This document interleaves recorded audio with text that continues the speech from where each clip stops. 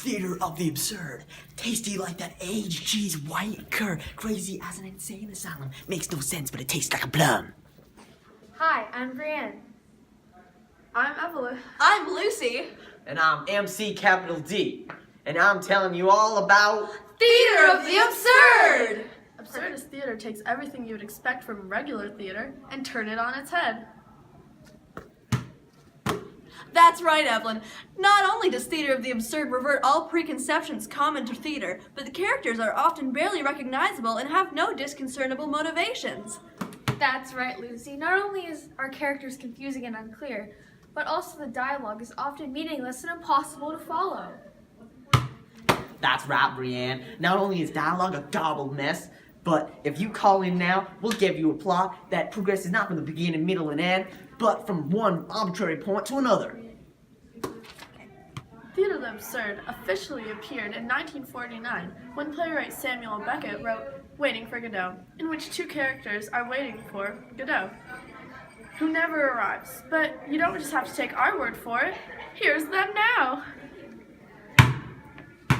I remember the maps of the Holy Land. Colored they were, very pretty. The Dead Sea was pale blue. The very look of it made me thirsty. That's where we'll go. I used to say, that's where we'll go on our honeymoon. We'll swim and be happy. You should have been a poet. I was. Isn't it obvious? Where was I? How's your foot? Swelling visibly. Ah, yes, the two thieves. Do you remember the story? No. Shall I tell it to you? No. Wow, riveting material that flies by on a quick 2.5 hour long runtime. Now, we also have a special guest in today. Let's hear it for Eugenie Ionesco. Oh, hi. I didn't see you there. I'm Eugene Ionesco, the writer of the absurdist play, The Rhinoceros. I'm going to show you a clip right now. Run the clip. Run the clip. Good morning, gentlemen. Can I get you guys something to drink? True, I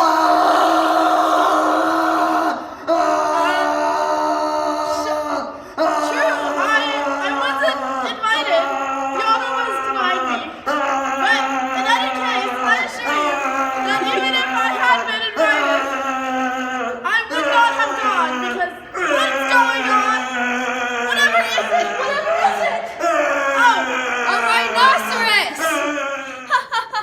Thanks, Eugene. We also have in the studio a loyal customer of Theater of the Absurd. Here he is now. Oh, hi. Didn't see you there. I'm Harold Pinter. I've been using Theater of the Absurd for years now.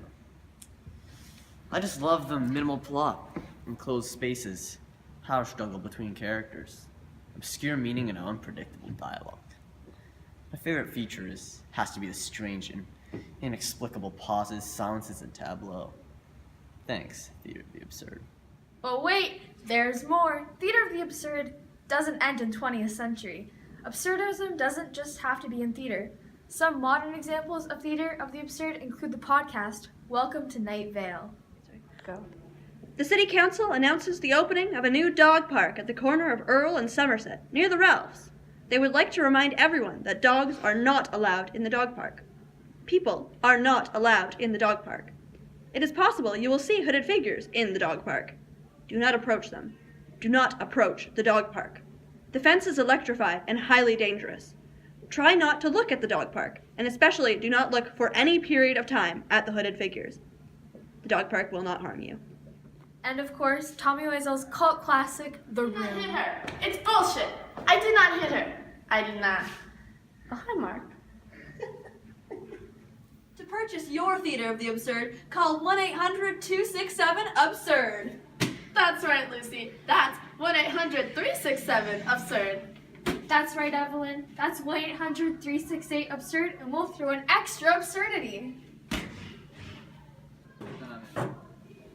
And I'm MC capital D.